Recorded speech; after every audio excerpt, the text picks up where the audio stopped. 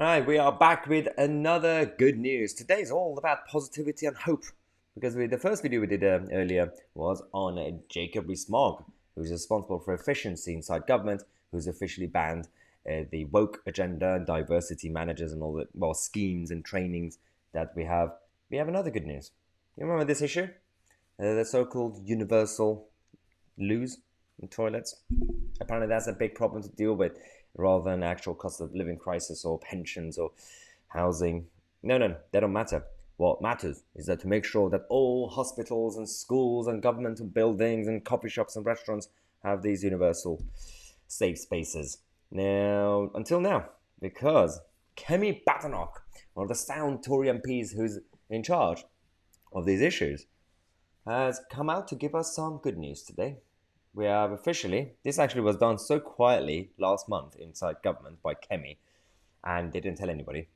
Now we have confirmation that all these buildings and institutions and organizations and businesses that I mentioned, from schools to and hospitals to anything that you have, they have to make sure that they don't do this nonsense. They don't bring you this because people are uncomfortable about this issue.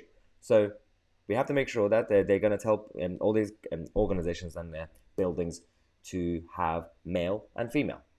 And this is going to be part of the planning regulations. So any building that's going to be introduced, any new hospital, any new, schools or whatever, they are going to have male and female. That's all. Simple as it is.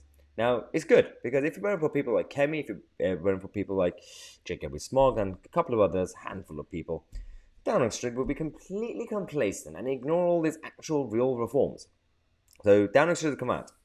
Our Prime Minister, who I'm still criticising, I'm still not really done with criticising Boris Johnson. So they come out to say that it is vital that women feel safe and comfortable when using public facilities and that there is a greater emphasis on provision that is focused on dignity, privacy, tolerance and respect for all. Well done. I agree. I praise you for once. These changes, they say, will stop the march of universal and forced sharing of spaces with a focus on guaranteeing privacy for all. This is a common sense approach that is inclusive for all. Absolutely. Why did we not do this before? Why do we have to allow it to get to this level? Now, it is quite fascinating to see this map. And feel free to pause the video and look at the list of all these NHS hospitals around the country who since 2018 transformed their bathrooms and toilets into their completely universal and non-gender safe spaces. I don't think you can call it safe space if people are uncomfortable from going there, but it is what it is. This is a list of the way you can see. Surprisingly, a lot of them are in the northwest.